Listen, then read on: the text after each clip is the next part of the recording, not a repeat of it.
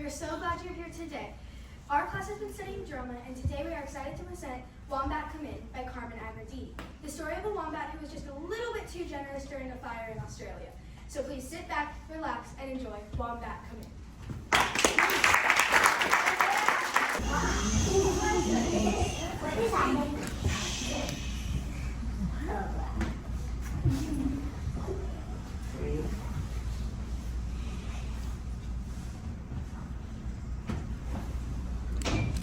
Wombat was not worried.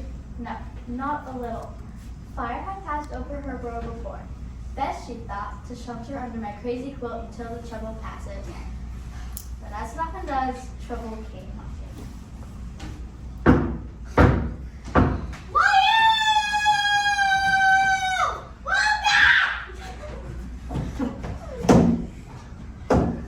Outside were her friends, Wallaby and Wallaby's sister, eyes wide with fright.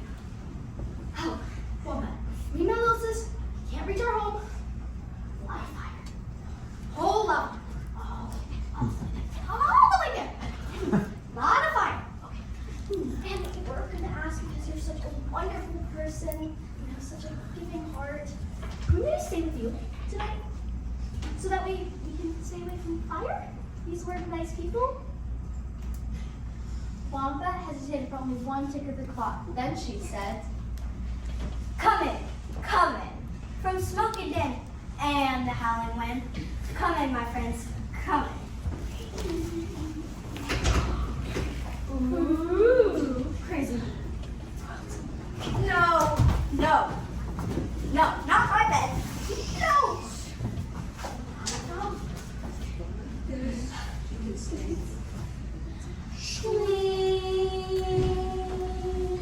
Sleepy quill on top. Really? Yeah. Fine. Thank you, Wombat. Thank you. Thank you.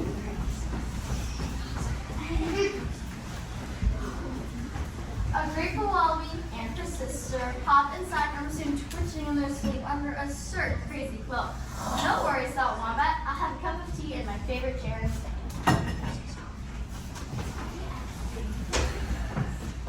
But as she lowered herself into that chair, she heard, "Woohoo! Ha ha ha!" Cuckoo Bar and her friends were at the door. They looked scorched and bad-tempered. It's dreadful out here, Wombat. Fire's on the march. Spare some room for old friends? I do have quite a few rooms, thought Wombat. And so, Wombat said, "Come in, from smoking din and the howling wind. Come in, my friends, come in." Thank you, Wombat. Ooh, look at that chair. We're going to be over there. Yeah. Ha ha As the ha. laughing pair stood, Cuckoo Bar and her friends commandeered Wombat's favorite chair. Come on, Wombat. Could do with some tea.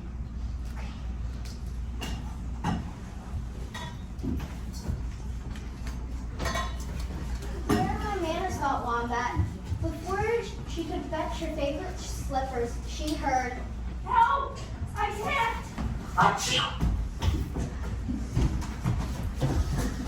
In tumbled Platypus and her baby sister, and out of Platypus tumbled a jumble of words. Wombat, I can't find my way, and I've lost my shoe, and there's smoke in my nostrils, and...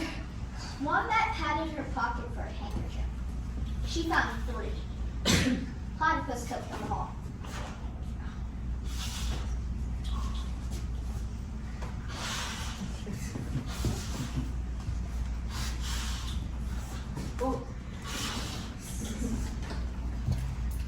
May we please stay with you, dear Wombat?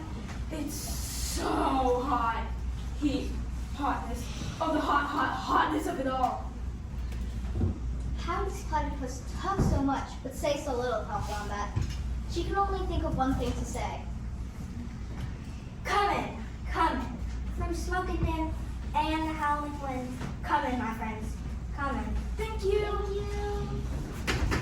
R.A. Ooh, slippers! Come on.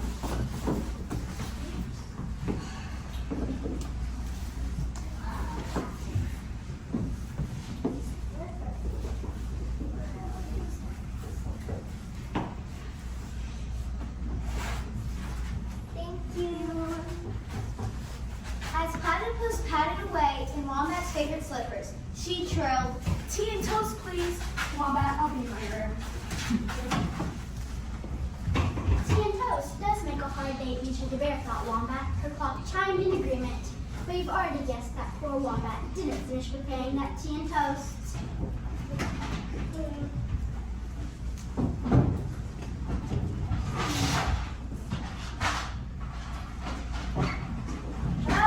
Wombat rushed to the cry. Who spoke? Sounding a bit less friendly than she intended, Wombat said, Come in, come in. From smoking den and a howling wind. Come in, my friends, come in. Leave that smelly twig outside. Not smelly. corrected Koala as he gave the brandy in. It plowed into the barrel and down with the clock with a clang, lang, lang. This day, Worry Wombat is getting quite out of hand. Don't scratch the door. Over there. You'd like some tea, I suppose? No thanks, only Liptus. This we thought restored Wombat for her best self. But then she heard, Wombat! Bat? Sugar glider? Fire! Fire! Come in?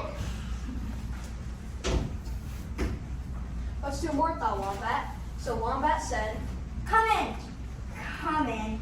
From smoking in and the howling wind. Come in, my friends, come.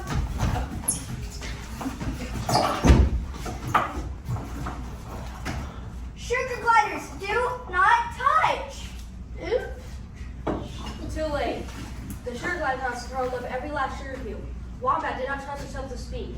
Seeing her distress, sugar glider leapt onto Wombat, pulled a gooey sugar cube from her mouth, and placed it onto Wombat's top.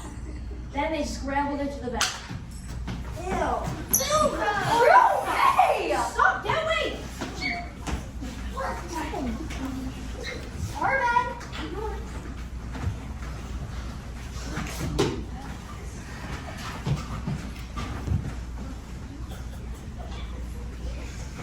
Then, just as everyone seemed to be settling down, a loud bang bang was heard at the door.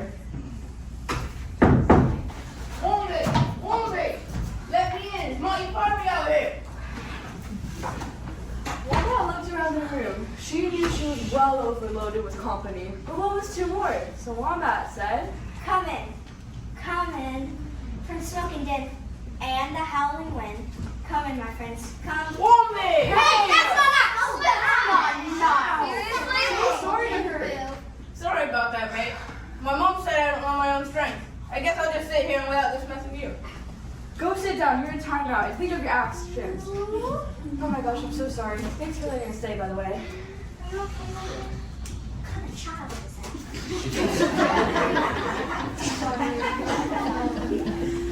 And so they sat there. Wombat knew she was well overloaded with company. But what was two more? So Wombat looked around the room and thought what an odd day this has been. But surely they'll all go home soon. Wombat was mistaken. Days passed. 1, 2, 3, 4, 5,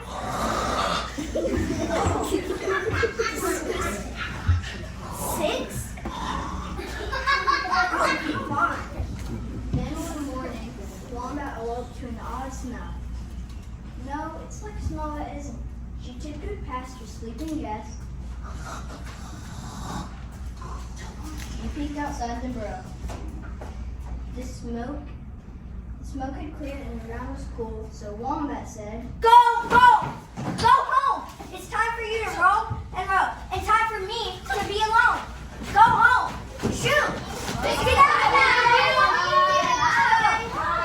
Love you! Don't be nice! Love you! All right. Ew. Bye.